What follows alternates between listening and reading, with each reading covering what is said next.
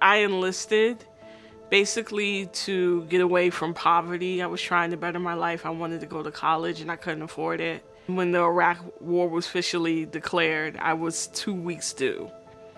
And then I had my daughter in March, middle of March, and I had to deploy back to Germany at the end of April. And then I was stationed in Iraq July 19th, 2003. Nicole is an Iraqi war veteran.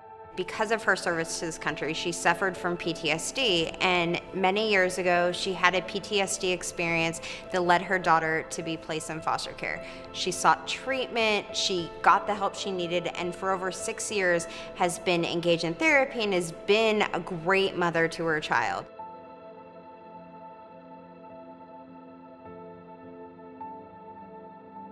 And she called a friend for help to make sure her daughter was safe.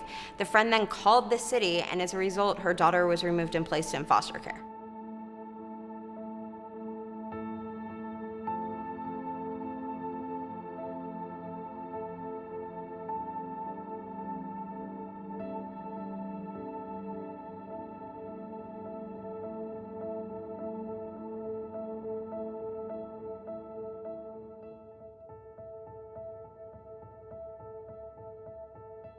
To have a relapse is a part of recovery, and I realized that ACS is not prepared for issues with mental health.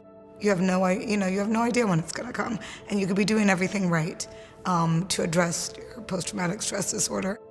I mean, it's hard to explain that basically you come back to a country that's not prepared to talk about how PTSD affects families, how PTSD affects mothers and fathers and children.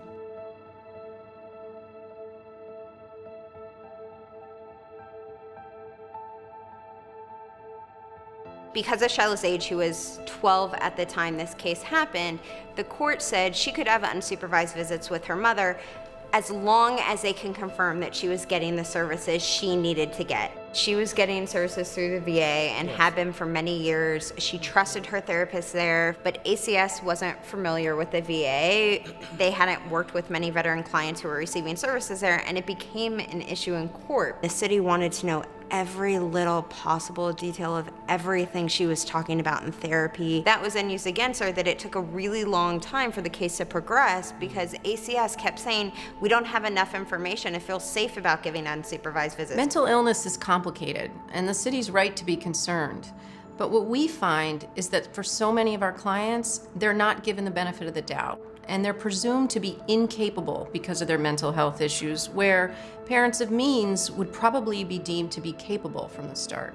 If I went to a therapist and if I said, I'm feeling overwhelmed, I'm feeling like I need a lot of help or I'm struggling, that's exactly the kind of thing you're supposed to tell your therapist. But when our clients say that, and then it gets recorded, and then everybody's there reading the records, it makes it look like, well, maybe they can't parent. I didn't want any special treatment. I just wanted to be spoken to as if I mattered. So many things that she had accomplished since her last case. She graduated from college with honors. She was a published author. Yes, she was a published author. She had started graduate school. In certain court reports, she was referred to as being self-employed in sort of a negative, we don't really know what she's doing kind of way, instead of taking into account she's this artist, she's doing all these amazing things, she was writing, she was giving speeches. And all of those things weren't taken into consideration at all in discussing her case. Your worst day, your worst relationship, the worst period in your life, that becomes the defining narrative of who you are. And that narrative is served up to you first in a set of court papers that tells you you're a bad parent, and then you are reminded of it again and again and again. And our job at CFR is to constantly, consistently, and very competently keep reminding the system that there is much more to this parent and there is much more to this family. Nicole had found this amazing summer camp for her daughter Shiloh to go to, and the foster parent wasn't completing the medical form. When we raised it in court months before, nothing happened, and it came down to the Friday before it needed to be done. And finally it did, because we got involved yet again to make this happen. But if Nicole had failed to follow up with getting her daughter in summer camp, or had failed to make plans for her daughter over the summer, that would have been held against her. Nicole couldn't even stand at the bus stop in front of her own house with her daughter because of the restrictions that the child welfare system had put on her. But the foster parent brought the child to her home space. The child was allowed to stay there for sometimes more than 30 minutes in the cold by herself, with no alternative plan if the bus didn't come, which is a real possibility. My purpose in life is to make sure this kid is okay, and you're not letting me do that.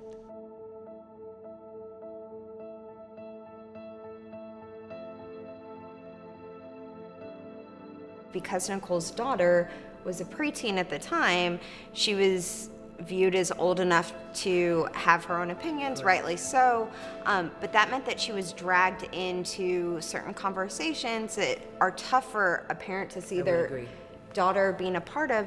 She felt she had to defend who I am as a mother, and no child should have to do that. No child should have to explain to people that just because this situation happened, that my mom still loves me. It's a part of how the system works. Because once you're deemed an unfit parent, you're branded.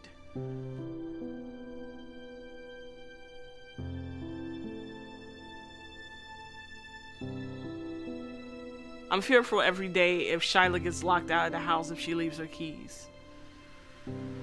Because she's done that. Just being forgetful. I'm fearful if Shyla's feeling sick and I can't go pick her up. Oh, that's a reason for someone to call. Do I think the fear of the system will ever go away? No. Not a lot of lawyers care about your emotions and care about your well-being. And CFR really just gave me that point where I can actually express myself emotionally. So I think every one of us wants the families we serve to be treated the way we'd want to be served if it was our children, our court case. I started a fellowship. She's moving on to high school. We're just happy to continue our lives, so.